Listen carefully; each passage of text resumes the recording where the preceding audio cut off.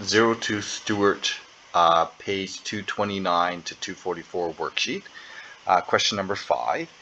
And this is asking us to show us that there is an inflection point at 0, 0, but that the second derivative at 0 does not exist. Okay, so first of all, we can write this as a piecewise function. So f of x is equal to x squared for x is greater than 0, and it's equal to negative x squared for x is less than or equal to 0.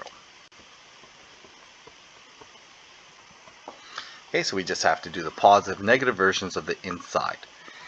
So there's our graph, and we want the derivative, so f prime of x is going to be equal to 2x for x is greater than 0 and negative 2x for x is less than or equal to 0. Okay, so then we can find the derivative, the second derivative, so we can just do the second derivative, and that's going to be equal to 2 for that domain and negative 2 for this domain.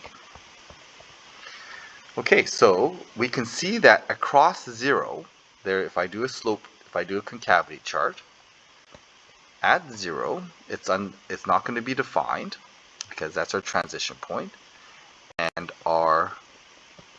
that is a point of not discontinuity, a point of interest, because that is where we transition between two piecewise functions. And so if we test our concavity across that, we end up with negative 2, positive 2, so it's going to be curving down and curving up. So we can see that there is a change of concavity, so that must be an inflection point. Okay, so there is an inflection point there.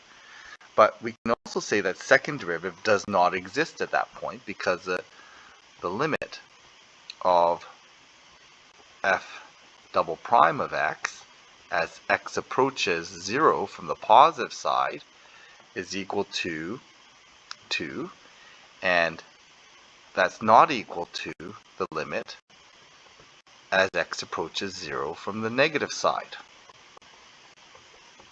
Okay, so that means then that that point, it must be discontinuous, so the second derivative does not exist. So the limit at x equals 0 of second derivative of x does not exist. Okay, so the point does not, there is no derivative at that point. If we actually sketch this graph, if you go ahead and sketch this graph, it's going to be a parabola facing down for this side, and it's going to be looking like that for that side. Okay, so definitely a point of inflection.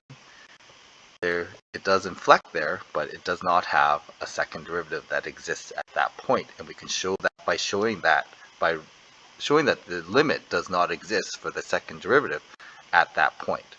Okay, if we were to graph the second derivative, it looks like this. Okay, so we can't actually say it's equal to negative 2 at that point. Well, actually we could. In either case, that the limit does not exist.